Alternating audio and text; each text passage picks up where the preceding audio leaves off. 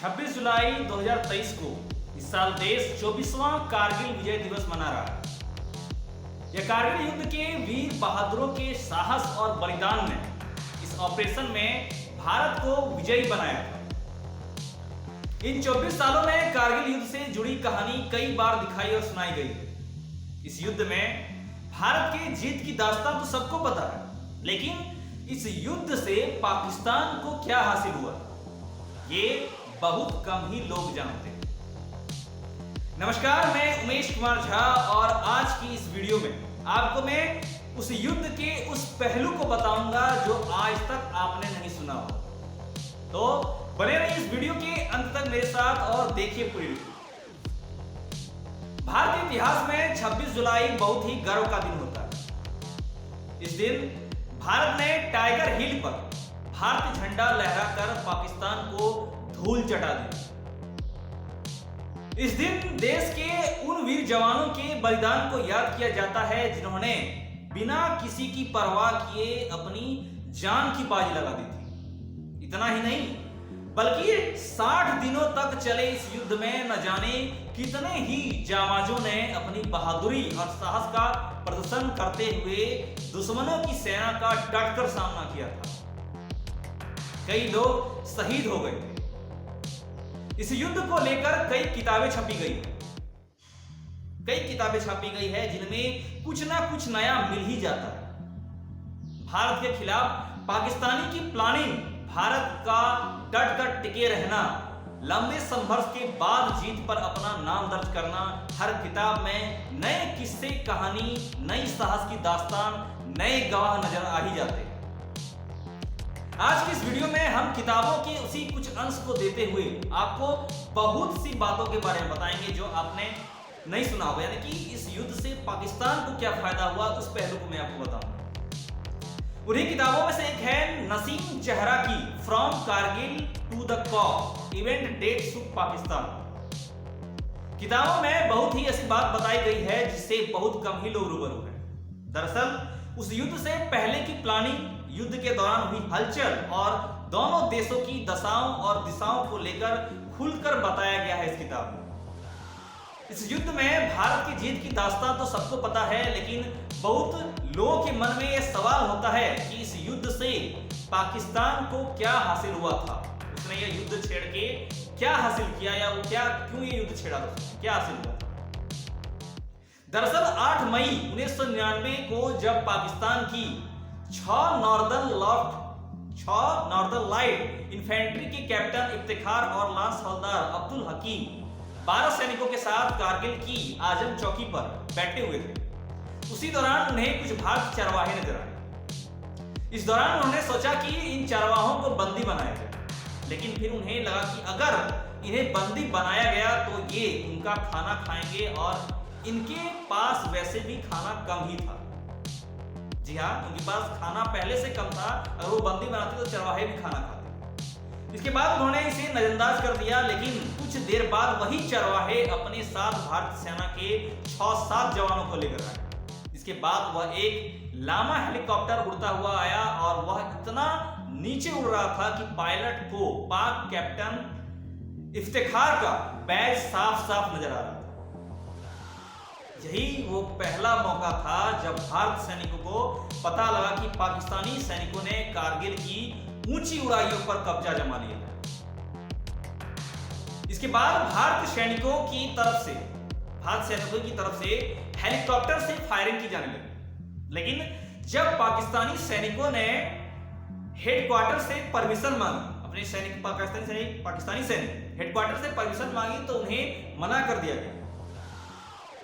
दरअसल मना इसलिए किया गया था क्योंकि वो भारत के लिए कुछ बातों को सीक्रेट ही रखना चाहते थे। जहां पाकिस्तान अपनी पूरी प्लानिंग के साथ तैयार होकर पूरे जोरों शोरों से तैयारी के साथ बैठा था, वहीं भारत को इसकी भनक तक नहीं थी। यहां तक कि रॉ को भी इसकी भनक नहीं लग सकती थी कि पाकिस्तानी सेना इतनी बड़ी योजना बनाकर बैठा हुआ है, यानी कि हमला करने का इतनी बड़ी योजना बना के बैठा है, ये भारत के रॉ को भी इसकी भनक नहीं थी। दरअसल पाकिस्तानियों ने इस ऑपरेशन के लिए कोई अतिरिक्त बल नहीं मंगवाया था, इसलिए भी रॉ को इस ऑपरेशन की हवा तक नहीं लगी। पाकिस्तानी सैनिकों की पहली योजना भारत प्रशासित कश्मीर में पहाड़ की कुछ चोटियों पर कब्जा करने और फिर श्रीनगर लेह राजमार्ग को बंद करने की। इसी रास्ते से भारत सैनिकों को रसद मिलता था, यानी कि राशन पानी, हर एक सामान सैनिकों को सारा सब कुछ उसी रास्तों से मिलता था। पाकिस्तानी सैनिक हर तरह से भारत सेना को कमजोर करने की फिराक में थी ताकि वो अपने नापाक इरादों को अंजाम दे सके। नसीम जहरा ने अपनी किताब from Kargil to the coup events dates of Pakistan में कहती है, उसकी ये किताब कहती है कि कारगिल के बारे में दिलचस्प बात यह है कि पाकिस्तानियों को, यानी कि पाकिस्तानियों को इस ऑपरेशन को लेकर गर्व भी हो सकता है और दुख भी। जिस तरह से युवा सैनिकों को कारगिल भेजा गया था, जिस कड़ाके की ठंड में वहां पहुंचे थे और जिन परिस्थितियों में उन्होंने बहादुरी से लड़ाई लड़ी, वो पाकिस्तान के लिए गर्व की बात थी, एक गर्व का वजह था पाकिस्तान के लिए। लेकिन सवाल यह भी है और यह भी उठता है कि उन्हें वहां क्यों भेजा गया। दरअसल जनरल परवेज मुशर्रफ इस कारगिल ऑपरेशन की योजना को लेकर बार बार दोहराया करते थे, बार बार इस बात को रिपीट करते थे कि ये उनकी नजर में ये बहुत अच्छा प्लान था। उसने भारत सेना को खासी मुश्किल में डाल दिया था इस योजना के तहत। उन्होंने अपनी आत्मकथा in the line of fire में लिखा है, उन्होंने अपनी आत्मकथा लिख दी in the line of fire में लिखा है कि जून के मध्य तक भारतीयों को कोई खास सफलता नहीं मिली। भारतीयों ने खुद माना कि उनके 600 से अधिक सैनिक मारे गए और 1500 से अधिक जख्मी हुए, लेकिन हमारी जानकारी यह है कि असली संख्या लगभग इसकी दोगुनी थी, ऐसा उन्होंने कहा था उस किताब में। असल में भारत में हताहतों की बहुत बड़ी तादाद के कारण ताबूतों की कमी पड़ गई थी और बाद में ताबूतों का एक घोटाला भी सामने आया था। ये सारी बातें उनकी अपनी वो किताब में दर्ज किया गया है, उन्होंने लिखा हुआ है। यह लड़ाई करीब 100 किलोमीटर के दायरे में लड़ी जा रही थी और 1700 पाकिस्तानी सैनिक भारत सीमा के 8 या 9 किलोमीटर अंदर घुस आए थे। इस पूरे ऑपरेशन में भारत के 527 सैनिक मारे गए और 1363 जवान घायल हुए थे। ऐसा कहा जाता है कि अगर जमीन पर लड़ाई हो रही हो तो आक्रामक फौज को रक्षक फौज का लगभग 3 गुना होना चाहिए,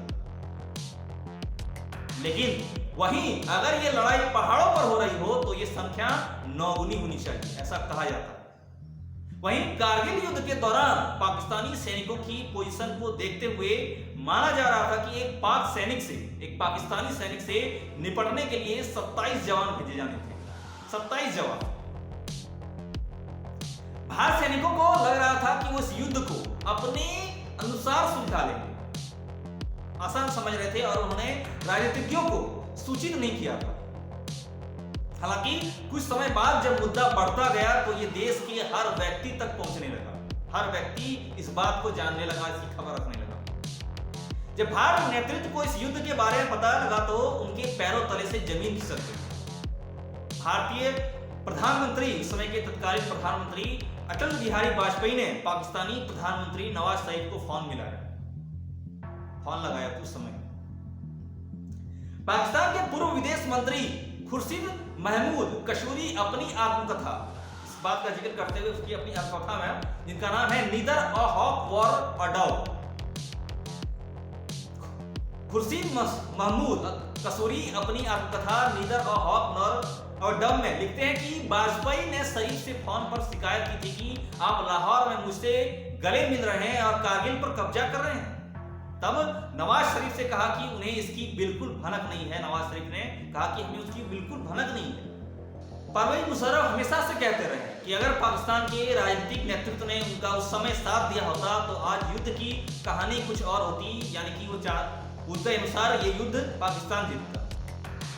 क्या आपको पता है कि पाकिस्तानी सेना को चोटी पर अपनी पोजीशन का फायदा हो रहा था, क्योंकि वो आसानी से भारतीय सेना पर नजर रख पा रहे थे और हमला करना उनके लिए आसान था। हालांकि जब भारतीय सेना ने धीरे धीरे महसूस किया कि क्या हो रहा है तो युद्ध की कहानी पलट गई और चोटी पर बंकर बनाना पाकिस्तानी सैनिकों के लिए एक बहुत बड़ी भूल थी और एक उसके लिए पाकिस्तानी सैनिकों के लिए सजा बन गई।